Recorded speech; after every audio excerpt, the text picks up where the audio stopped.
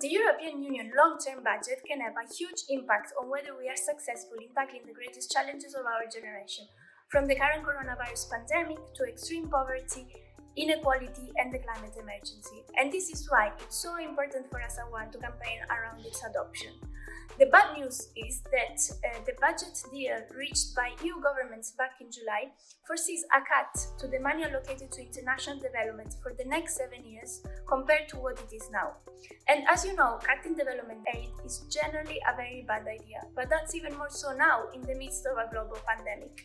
The current pandemic, for example, could push up to 50 million people into extreme poverty in Africa alone in just 1 year, and this is simply unacceptable. But getting to the good news now, we can still influence the EU budget process. Over the next few months, we are going to be talking about something called NDK. Now, the NDK is one of those European political things that is actually far more important and far more interesting than what it sounds, because it has the power to save millions of lives across the world. It stands for Neighbourhood, Development and International Cooperation Instrument, and it's basically that pot of money within the EU budget where international development funding comes from. And the next weeks and months are going to be crucial because representatives from the three main EU institutions will gather to negotiate the NDK and basically to decide how the EU aid is going to be spent.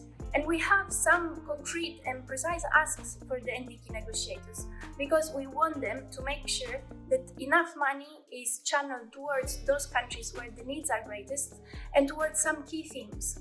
Themes such as gender equality, education, health, and social protection. Because we know that if we invest in these areas today, we can contribute to create much more resilient and stronger societies tomorrow and preventing future crises from happening.